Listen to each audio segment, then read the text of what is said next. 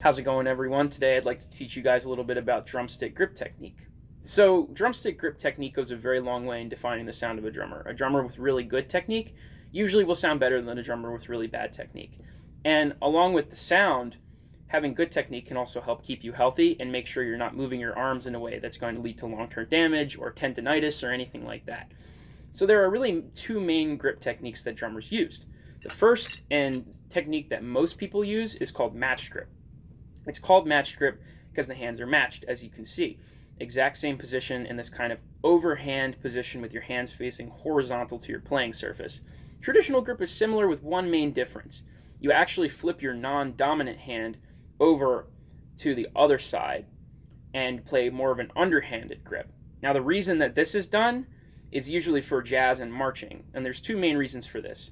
Traditional grip tends to be a little more nuanced, and jazz drummers want more nuance and more control, so they choose to use traditional grip, as opposed to match grip, where you get a lot of power, but not necessarily a lot of nuance.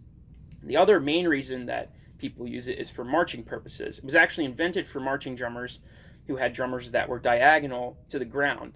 And to play match grip, you really have to have your elbow kind of with the playing surface. So they would have to have their elbow up like this, and that's just uncomfortable.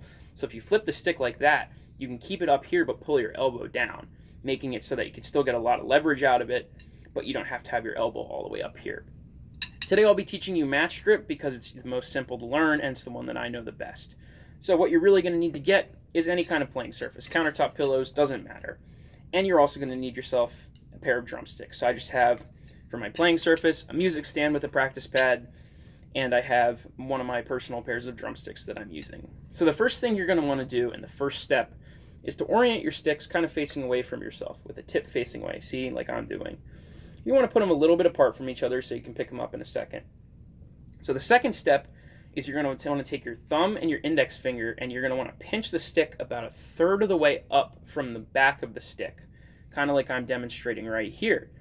So this point is called your fulcrum, and the fulcrum is really where most of your control comes from. It's the reason your sticks don't go flying. Something people outside of drumming don't really realize is that most of your control comes from in here. All of these fingers back here are really just resting on the stick to help keep it in place.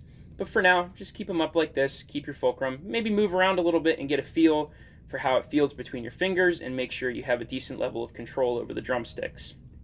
The third step is you're going to want to kind of wrap these three back fingers around the sticks without choking like I'm doing right now. You just want to wrap them around and have them support the stick and support your fulcrum that's in here between those two fingers. And the fourth and really final step is you're going to want to orient your hands like this.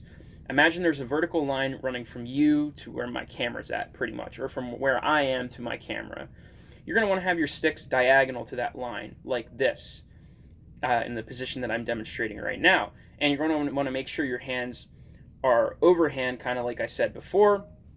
And then you're going to want to keep your fulcrum. And then at that point, really just mess around and get a feel for it. I'm not going to go over rudiments or anything today, but I can do all kinds of different stuff.